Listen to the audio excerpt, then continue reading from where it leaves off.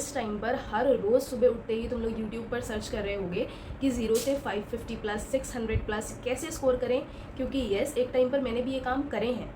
But let me clear you one thing कि तुम लोग ज़ीरो पर नहीं हो यार, है ना। बहुत सारी बेसिक चीज़ें होती हैं नीट में, जैसे कि अगर मैं तुमसे पूछूं नंबर ऑफ मोल्स कैसे निकालते हैं, या तो तुम्हारा ओम्स लॉ का जो फॉर्मूला है V इक्वल्स टू IR, ठीक है। तुम्हारे इलेक्ट्रोस्टैटिक्स और ग्रेविटेशन में एक फॉर्मूला यूज़ हो रहा है force equals to K Q1 Q2 by R²।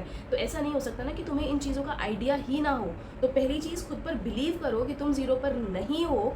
And अगर मैं अभी तुम्हें कोई एक मॉक टेस्ट पकड़ा दूँ ना, तो यकीन करो तुम 150, 200, 250 आराम से स्कोर कर ले जाओगे। So hi everyone, I am तेशीन, third year MBBS student at Vardhman Mahavir medical college and Safdarjung hospital New Delhi. Welcome back to my channel. And आज इस वीडियो में हम यही बात करेंगे कि आप कैसे अपना स्कोर इंक्रीज कर सकते हो फ्रॉम 0 to 550 प्लस 600 प्लस। तो देखो यार, इस टाइम पर कुछ चैप्टर्स ऐसे होंगे जिन पर तुम्हारी कमांड अच्छी होगी, है ना। तुमने उनके वन शॉट वीडियोस या फिर तुमने फुल लेक्चर्स नोट्स उनके पढ़ रखे होंगे, ठीक है, PYQs लगा रखे होंगे। लेकिन आगे के चैप्टर्स के लिए तुम्हें ये समझ नहीं आ रहा कि हम किस चैप्टर पर ज़्यादा ध्यान दें, किस चैप्टर पर कम ध्यान दें, क्योंकि टाइम रह गया है बहुत कम, ठीक है, और सिलेबस है बहुत ज़्यादा।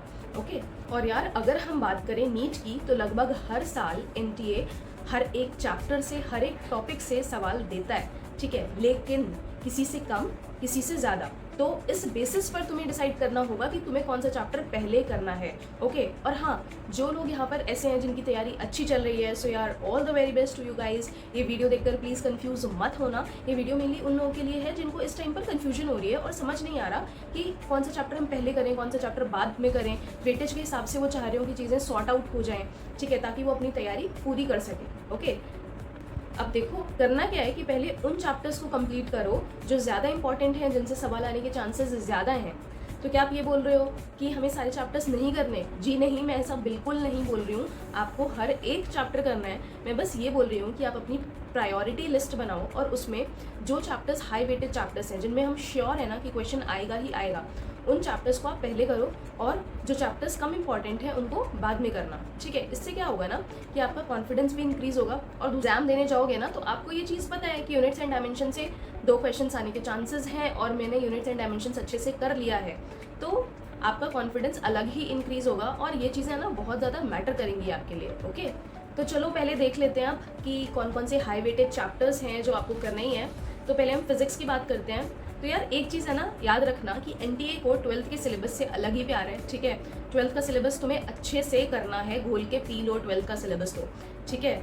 और बाकी की चीज़ें फिजिक्स के लिए मैं आपको बता देती हूँ। 12th का सिलेबस तो अच्छे से कर ही लेना।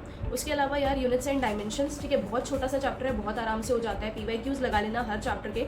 अगर देखो तुमने अभी लेक्चर्स नहीं देखे हैं ना, तो इस टाइम पे वन शॉट वीडियोस देखना इन चैप्टर्स के और उसके बाद PYQs लगा लेना। ओके, इससे ज़्यादा कुछ नहीं करना तुम्हें इस टाइम पे, ठीक है।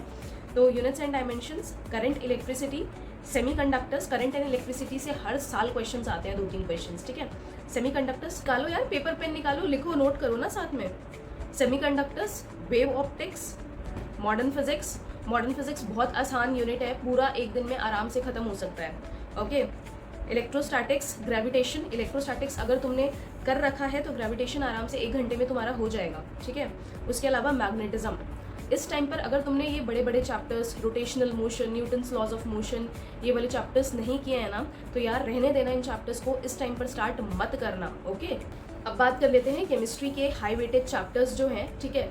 तो वही है, देखो 12th का सिलेबस अगर तुम्हें अच्छे से आता है तो तुम केमिस्ट्री में भी बहुत अच्छा करके आ सकते हो, ठीक है। 130 प्लस आराम से स्कोर कर ले जाओगे अगर 12th तुम्हारी अच्छी है और जो चीज़ें मैं बता रही हूँ वो एडिशनल तुम कर लो। ओके, तो देखो इनऑर्गेनिक केमिस्ट्री तो तुम्हें अच्छे से करनी है और अच्छा यार कम टाइम में तुम आराम से कर सकते हो। अगर अभी से भी तुम हर रोज़ सोने से पहले आधा घंटा अपना इनऑर्गेनिक केमिस्ट्री के शॉर्ट नोट्स पढ़ लो ना, तो सारी चीज़ें याद हो जाती हैं, ठीक है। बहुत पहले से इनऑर्गेनिक केमिस्ट्री पढ़नी भी नहीं होती, ठीक है। तो इसमें तुम्हारा periodic table, chemical bonding, D&F block तुम्हारा 2 घंटे में आराम से कंप्लीट हो जाएगा। उसके अलावा एक कोऑर्डिनेशन एंड कंपाउंड्स कर लेना अच्छे से। इन सारे चैप्टर्स के है ना, अगर तुम वन शॉट अभी देख रहे हो तो उसके बाद PYQs ज़रूर से कर लेना। ओके, उसके अलावा यार मोल कंसेप्ट है, redox reactions, chemical kinetics, GOC तुम्हारा IUPAC नॉमेनक्लेचर, और इसमें आइसोमेरिज्म आ जाएगा तुम्हारा, ठीक है। बड़ा है लेकिन कर लेना, स्कोरिंग होता है, ठीक है। उसके अलावा तुम्हारा halo alkane, alcohol, phenol, ether, aldehyde वाला चैप्टर, और अमीन्स, ये चारों भी घोल के पी जाना ऑर्गेनिक के लिए, ठीक है। इन्हीं चारों में से आता है मेनली, ठीक है। अगर ये वाले जो तुम्हारे चैप्टर्स है ना, हैलोल्केन से लेके अमीन तक, अगर अभी तुम्हें लास्ट टाइम पे ये लग रहा है कि हम क्या करें, इनका हमने नहीं किया, तो एटलीस्ट जो नेमिंग रिएक्शंस निकल के आएंगी ना इन चैप्टर्स की, 20-25 निकल के आएंगी, ठीक है, उनको ही पढ़ लेना और रोज़ रिवाइज कर लेना सोने से पहले 1 घंटा, ओके।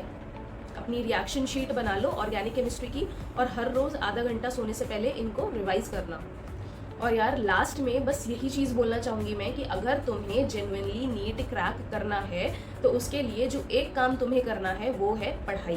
पढ़ाई के अलावा इस टाइम पर तुम्हें कुछ भी हेल्प नहीं करने वाला। अगर तुम्हें कोई टॉपर, कोई भैया दीदी आके बोल देते हैं ना कि हमने तो अपने टाइम पर 4-4 घंटे पढ़े थे, नेटफ्लिक्स चलाया था, ठीक है, इतना क्या पढ़ने की ज़रूरत, तो यार तुमने पूरा साल इन्हीं चीज़ों में निकाल दिया। और अगर यही सोचते रहे ना तो 1 साल तुम्हें ड्रॉप लेने से और कोई नहीं रोक सकता, ठीक है। फिर अगले साल फिर से तुम आके यही वीडियोस दोबारा से देख रहे होगे, ठीक है।